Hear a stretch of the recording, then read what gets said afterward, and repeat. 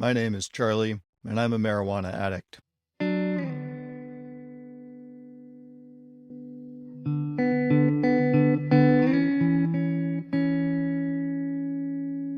It's been hard to pin down exactly what it is that I want to share about my experience, and in particular, this idea of the California dream. Because don't we all have those dreams of utopia, of sunny skies and days of leisure and relaxation?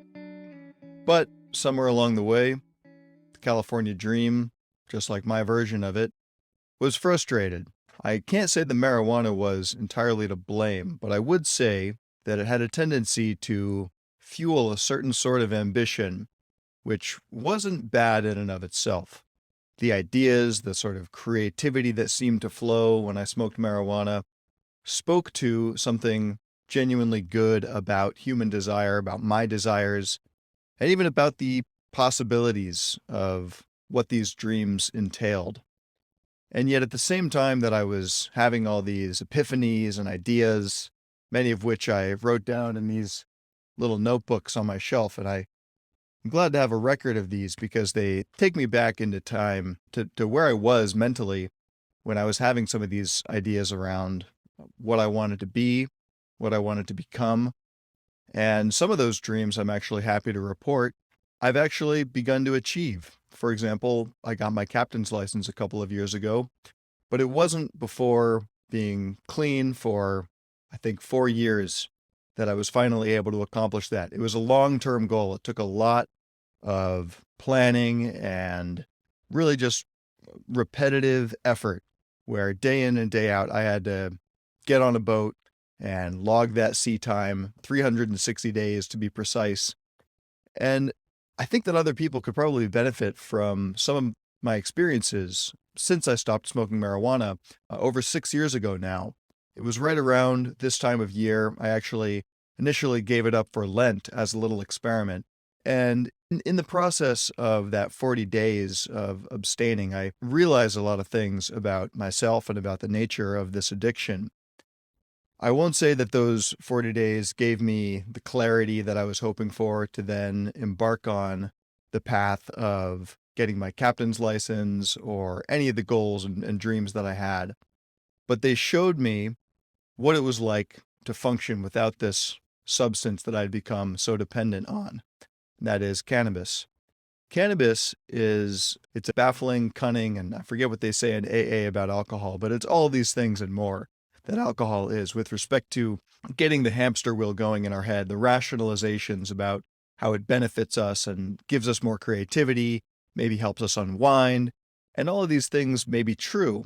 They're true, especially when you first start smoking and you get this sudden burst of energy and creativity, of novelty, that everything around you is suddenly hilarious and joyful. Many people just spend the first couple times that they get high just laughing. And they're not even sure why they're laughing, but everything seems funny. Everything seems almost more real. But that which goes up must come down, and for every action, there is something of an equal and opposite reaction. People understand this when it comes to the hangover of alcohol, but with marijuana, we're not necessarily accustomed to thinking along the same lines. And there isn't the same sort of hangover that you get from alcohol with the headache and upset stomach, feeling like you can't get out of bed. Instead, you're left with a feeling, my friends and I, we used to just call it being washed. I don't know if the kids still use that terminology today, but it's, oh man, I'm super washed right now. You're flinching a little bit from reality and from the world around you. Everything might seem a little bit duller, and your mental edge is just slightly not there in the same way that it would otherwise be. But in general, it fades, and being washed is not so debilitating that you can't hold down a job, keep up your studies if you're in school, like I was during most of my heavy using period throughout my college years. But it comes to take on the form of what one doctor called the mild pervasive decrement. The opposite of an increment. It takes you down a notch. Instead of putting you up a notch, just cuts you down. So if you're here mentally, in terms of your acuity, you'll just get cut down a little bit. You're not going to suffer a withdrawal from smoking a couple of times, but if you make it a part of your habit, as I did, It became a part of my daily routine, became a part of my mental edifice. The thing holding my whole psyche together was this substance that artificially inflated these senses of creativity, quote unquote.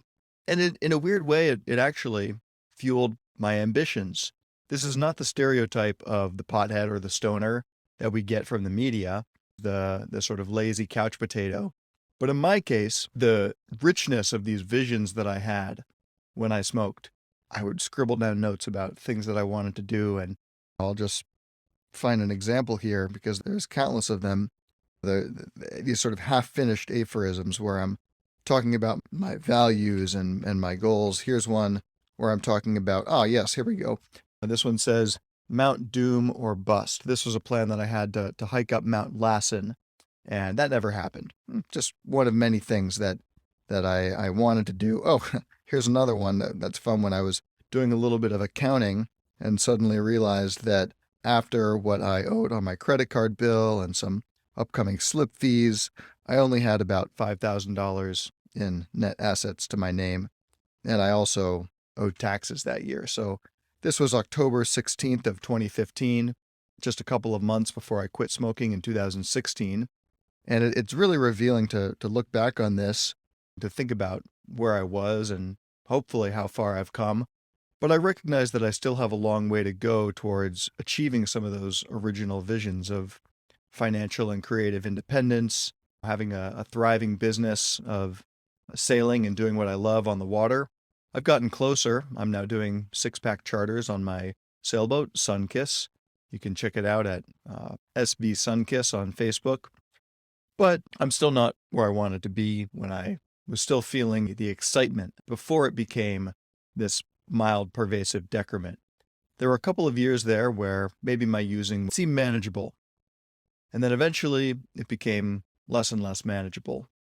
And ultimately, I actually had a series of rude awakenings that led me to see that this was not sustainable at all, that I could not manage my using. And as much as I tried, as much as I said, I'm only going to smoke in the evenings or on the weekends, or maybe after 4 p.m., then that became 3 p.m. And before long, it's 10 a.m., and then I won't smoke before work. And I was living dangerously. I don't want to understate the severity to which it impaired my overall cognition. Things like managing complexity, your executive functioning, and any kind of learning that you would otherwise be gaining from your everyday life go out the window. We all know potheads forget things, lose their train of thought. But beyond that, what's really happening is that it's dulling the pain of the consequences. Normally, we learn things by making mistakes, feeling the consequences, the embarrassment or the shame or the monetary loss, and then that translates into a sort of awareness around that set of circumstances that I don't want to do that again. I'm not going to subject myself to the humiliation of messing up in this particular way. A lot of this is happening subconsciously. We'll tighten up around certain tasks. Our sympathetic nervous system will turn on. But marijuana tends to keep us in this more parasympathetic state, rest and digest mode, as opposed to the sympathetic, which is more of the fight or flight. When we need to have a balance, we can't be in the sympathetic state all the time, otherwise we burn out. But we also can't be in the parasympathetic state all the time, just always chilled out, because we need to learn. We need to realize when our actions are leading us into the ground. That awareness wasn't there for me for the period when I was using most heavily. There were all kinds of signs, from my dwindling bank account to this long list of dreams that I wasn't accomplishing, to the relationships that I was leaving in a shambles. All these things got left behind, and I still felt okay because I had this exogenous chemical telling my body, telling this endocannabinoid system that everything was okay. This inner cannabinoid system that we have is always pulsing at some level. There's a phrase in physiology, tonic pulsing versus phasic pulsing of our neuron. The signal gets sent across the synapses at a certain rate, and there's your baseline tonic rate that those signals are getting sent. But then there's also what's called a phasic response, which is in response to something, this situation that comes up. Or it could be that you start bombarding those neurotransmitters with some exogenous external source like cannabis. So smoking weed falls under the category of bumping up your phasic response. When you smoke, you're going to make the highs higher and then the lows lower. When you come out of that, your endocannabinoid system is really all mixed up, and it's not calibrated the way that millions of years of evolution have honed our physiology to make us good learners and to make us responsive to our environment, whatever that environment may be. And this is really what the intelligence of the human species is based around, is the ability to incorporate patterns and information. And many people report that on marijuana, they sort of start seeing patterns in all kinds of places. Same thing with a lot of psychedelics too. Your pattern recognition goes a little bit haywire. It's not a matter of shutting down brain activity. It's actually increasing brain activity, blood flow, things like that temporarily to parts of your brain that are normally less active. So that's where that feeling of euphoria comes from, and creativity, that everything that comes into your mind is a great idea that you should act on later, or that every joke or little slip up becomes a hilarious joke, when in reality, these might be very mundane things that you're noticing, but you're attributing to them more meaning, and you're attributing this pattern that's actually not really quite there. So our whole mechanism of picking out meaning in the world, deciding what matters, this is the challenge for human beings, wherever you're born, whatever time and place. And today, in my own home state of California, there's never been more opportunities for a young person. It's a very exciting time, but a lot of people, myself included, are buying into this lie, this really pernicious lie, that A, marijuana is not addictive, and that B, even if it maybe is habit forming, it's a lot less harmful than things like alcohol. And I want to say it's not one is more harmful than the other. It depends on your cognitive type, whether or not you're prone to dependency on a substance, whether you're prone to these kinds of patterns that I was, where I really got sucked down a rabbit hole and wasted years of my life. Or at the very least, there were times when I could have really spun out of control if I hadn't had good people in my life helping me get back on track and serving as this sort of external conscience when my own conscience had stopped functioning. So just to reiterate, when we flood our body and our brain, our nervous system with these exogenous cannabinoids, our endocannabinoid system, the internal neurotransmitters that we automatically have at all times that are just acting to make us basically feel good, that's linked with our reward and sense of motivation. We get a boost in our endocannabinoid system when we exercise, when we get closer to our goals, all these things. When we get into a flow state, all these things trigger our endocannabinoid system to some extent. When we flood them exogenously, we're actually, even though in the short term, boosting how good it feels, in the long term, we are diminishing their potential to deliver those same rewards and to deliver them in a way that's actually linked with action, either good or bad. So for me, the real discovery process has been figuring out how to get back on track with a well-calibrated endocannabinoid system. And I think the process, whether you're a marijuana addict or just someone who's struggling with motivation, who is trying to reach your goals and finding that you're frustrated by your inability to do so, the best advice that I can give is to get back to the basics of calibrating a healthy endocannabinoid system. And I don't know why there hasn't been more discussion about this, because it really seems to lie at the center of not only overcoming addiction and dependency, but also just living a happy and meaningful life.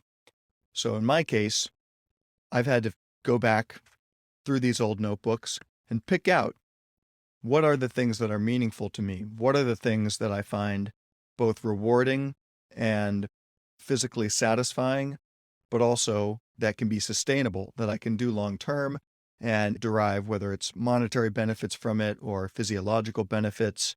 And I just want to touch on a few things that for me have been particularly helpful in this journey. The first one has been outdoor natural movement. I really swear by a system called MoveNat, which stands for Movement in Nature, or natural movement.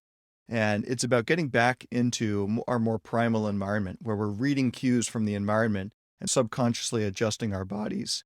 Big part of the philosophy of MoveNat is taking away some of these buffers between our bodies and the natural world, whether that's thick cushioned shoes or a lot of layers for working out.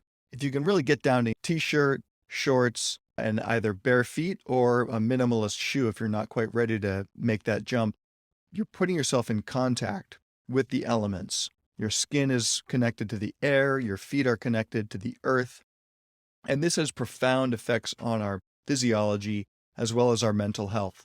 Just having your bare feet come into contact with the cold, moist earth is something that most people don't experience at all in a given day, if not throughout the year.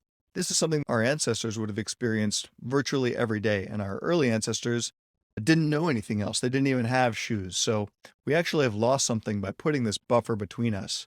And there's an analogy there between the marijuana smoking serving as a buffer between us and reality, where it might make us feel more in touch with nature initially, and if used in moderation, it might be able to do that, just lift you up to the higher highs without having such a pervasive lowering of the lows. But if you're using marijuana habitually, and you're only encountering nature in an intoxicated state, you sort of lose the ability to enjoy it in a sober state. So that's where natural movement for me was a way to immerse myself again in nature in a way that I could find stimulating. And also, in the process of exercising, vigorous exercise is going to stimulate your endocannabinoid system. Related to this is breathing. Doing breath work like Wim Hof style or yoga breathing, there's any number of modalities. Stan Grof actually has a method called holotropic breathing. Stan Grof was one of the early pioneers of psychedelic studies with LSD.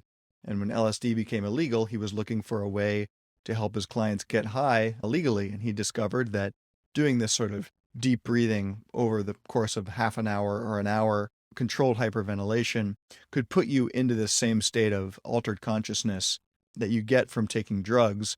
But as Wim Hof would say, it's getting high on your own supply. So breathing was another thing that would just get me back in touch with that parasympathetic state if my sympathetic nervous system was feeling overstimulated. And I can't fail to mention here that sailing was a huge part of my recovery.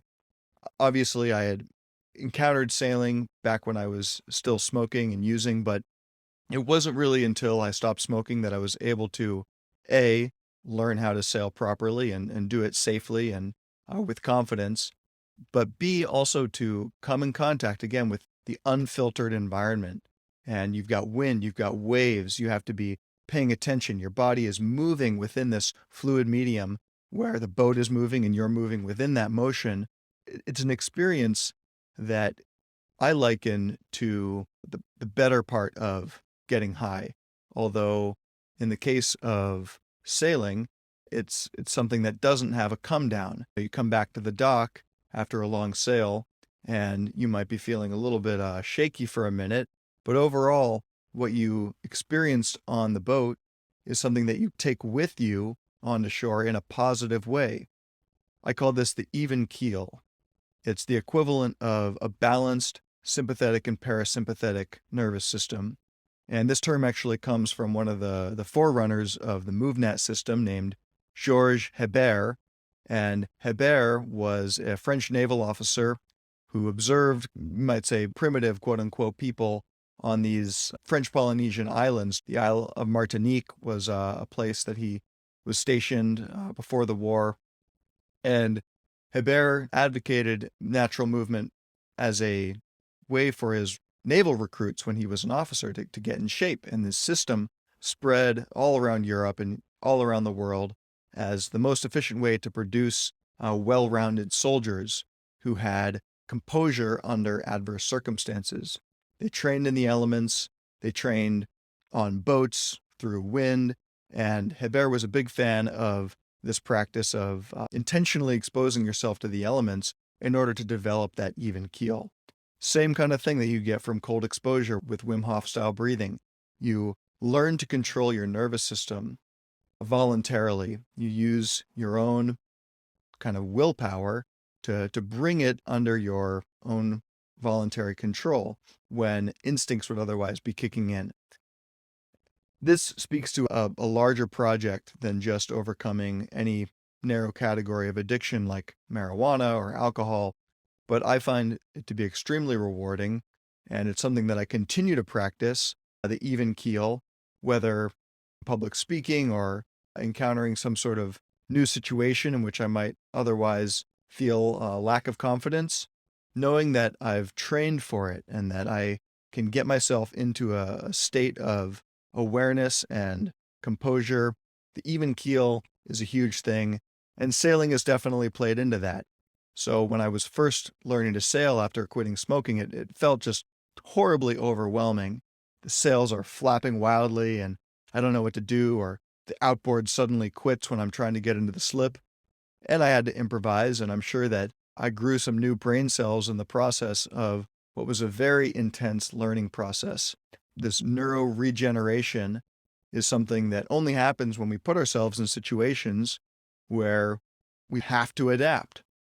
And our brains are incredibly plastic when we make these demands on them.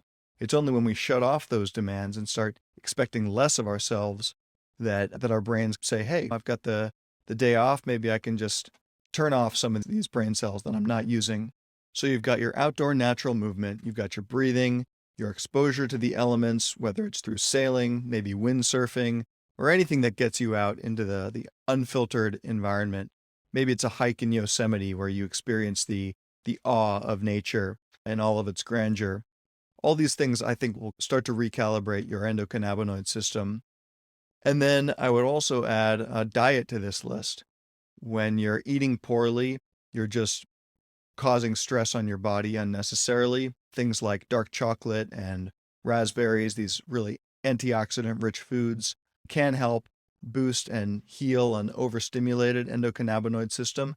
So that's another place that you might start if you're struggling with motivation, is just fixing your diet, not eating too much, especially early in the day or before you need to apply yourself to work. Just trying to go a little bit lighter. Intermittent fasting is another area where you can boost certain hormones like adrenaline or norepinephrine, which are alertness hormones. And you have to be careful about this because you can also upregulate your cortisol levels, which is a stress hormone that puts you in that really sympathetic nervous system state. And that oftentimes, if you take it too far, can push you into that zone where you're just going to want to smoke to turn everything down. So there's this paradox in our modern world where we're constantly using stimulants like caffeine. Some people might even use something stronger or some of these nootropics that are extremely powerful. They might be helping you do your work. Study aids like Adderall are very helpful for people with attention deficit disorder. But in my experience, there's a price to be paid for being on all the time. And that price is, again, what goes up must come down. If you're always trying to be on, your body is going to want to compensate for that by slowing down. That might translate into some cravings for the exogenous source that's going to just turn everything down a notch. And then finally, the last thing that I would be remiss if I didn't mention in terms of how to unwind from an overstimulated endocannabinoid system is finding a higher power. As people who follow the 12 steps or who have ever encountered Alcoholics Anonymous will know that this is basically step one of the 12 steps, is admitting that you're powerless over the substance in question and that your life had become unmanageable. So the surrender and the admission that we are insufficient on our own to overcome these incredibly strong forces within us is something that takes humility, but for me, it was absolutely essential. There's the one day at a time saying, which for me was huge when I was coming out of my addiction. Really, the first 6 months or so, all I could do was take it one day at a time. And even after that initial 6 months of sort of white knuckling, it took some time being in a recovery group, a Marijuana Anonymous group actually, to start to really understand what it means to surrender and to give it over to a higher power of your choosing. And I am someone who believes in a higher power. Not everyone uses the same terminology, but having something that's higher than yourself, who you ask on a regular basis to help you with not only temptation, but also to bring good things into your life, to help you to discover what it is that you truly desired, that you were using the cannabis as sort of a workaround to get to, but which now you'll be able to pursue directly, or at least more directly, because you have the capacity to learn. There's much more about the 12 steps that I could talk about, and I'm sure that I will in future episodes, but I just wanted to kickstart this because it's so easy to just continue to think about having a podcast. And I've been ideating this Dreams and Ashes podcast for so long. Who am I going to invite on? How am I going to get started? But I'm realizing that to really get started, I have to get started and I have to put something out there that shows that I'm serious about this. So the other day, I did a little collage on my back porch and I came up with the cover art for the show. And I mounted it on a piece of hardwood so that it would be permanent. Now there's no escaping it. These are just some of the themes that I plan to explore throughout the series, weaving them into the insights that I've gleaned over the years and the insights of the guests that I'm going to be having on about what it means to really follow your dreams, and focusing on my own environment of California, which needs more dreamers, needs more visionaries. We've got the internet and we've got all this energy around technology, and yet so far most of what we have to show for it is just these smartphones in our hands that end up taking us into virtual reality most of the time and not always bringing us into the real world where these problems, the huge problems facing places like California and really by extension, the whole world, wherever you are, your state, your country, your locale, more than anything, where you can influence things, needs you and needs you to be acting on your deepest desires. And I do believe that the universe or God or your higher power, whatever you want to call it, is calling everyone to find a spot, to find a way to make a difference in this short amount of time. And we don't have time to just sit around smoking weed and hoping that it's all going to fall into place, because that's not how it works. So I hope that you'll follow me along on this journey. Dreams and ashes. Don't let your dreams turn to ashes. Follow your dreams and make them happen. See you on the road.